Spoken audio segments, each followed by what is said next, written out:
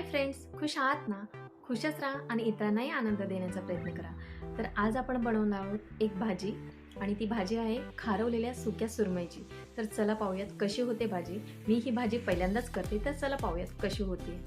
Friends, तर ही पहा अशा प्रकारे आहे ही सुकी मच्छी आणि तिला तुम्ही पाहू शकता दोन्ही साईडने पूर्ण मीठ लावलेलं आहे. तर आपल्याला हे मीठ पूर्ण काढून घ्यायचं आहे, धुवून घ्यायचं आहे, जेणेकरून आपल्याला ते भाजीला जास्त मीठ लागणार नाही त्यासाठी.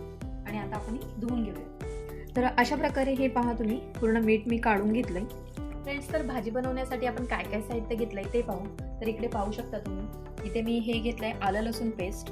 त्यानंतर इथे ही चिंच घेतले, पाण्यामध्ये ठेवले, चिंचेचा कोल आपण टाकणार आहोत. हे तांदळाचं पीठ आहे आणि एक मोठ्या साईजचा कांदा कापून घेतलाय आणि हे 2 छोट्या साईजचे टोमॅटो.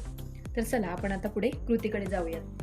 पण फोडणीसाठी हे 3 चमच तेल घेतलेलं आहे. तुम्ही तुमच्या आवडीनुसार तेल कमी जास्त करू शकता. तर आता आपण पहिल्यांदा टाकून घेतोय कांदा. त्याला कांदा हा पूर्ण लाल होईपर्यंत परतून घ्यायचा आहे. यानंतर आपण ऍड करणार आहोत आलं लसूण पेस्ट. आता यामध्ये आपण ऍड करत आहोत टोमॅटो. टोमॅटो थोडं नरम होईपर्यंत शिजून घ्यायचं आहे. यामध्ये आपण ऍड करणार आहोत थोडीशी हळद, अर्धा चमच हळद.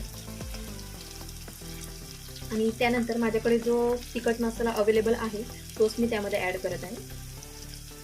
तर आपण 2 चमच तिखट मसाला ऍड करणार आहोत. यामध्ये आपण इतर कुठलेही मसाले घालत नाहीयेत, कारण ही सुकी मच्छी आहे खारवलेली, त्यामुळे आपण खोबरं किंवा इतर गरम मसाला वगैरे असं काही ऍड करणार नाहीयेत.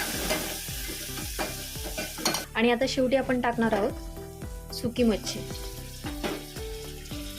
तिला थोडंसं आपण परतवून घेऊ.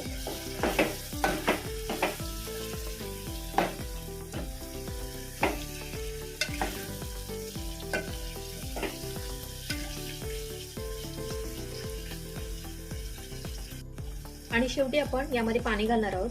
मी साधंच पाणी वापरत आहे यासाठी. आणि यामध्ये मी मीठ टाकत नाहीये, कारण ऑलरेडी ती खारवलेली मच्छी होती. त्यामुळे मिठाचं प्रमाण आपण शिजल्यानंतर मच्छी चेक करूनच टाकावं, जेणेकरून ते जास्त नको व्हायला. आणि जे तांदळाचं पीठ आपण घेतलं होतं ते आता यामध्ये ऍड करणार आहोत. तांदळाचं पीठ आपण यासाठी टाकतोय जेणेकरून भाजी जी आहे तिला घट्टपणा यावा, कारण आपण यामध्ये खोबरं किंवा वाटण असं काही ऍड नाही करणार आहे. त्यामुळे तांदळाच्या पिठामुळे एक भाजीला घट्टपणा येतो. तांदळाचं पीठ टाकल्यानंतर आपण एक उकळी घ्यायची भाजीला आणि त्यानंतर गार्निशिंगसाठी कोथिंबीर आपल्याला टाकायची.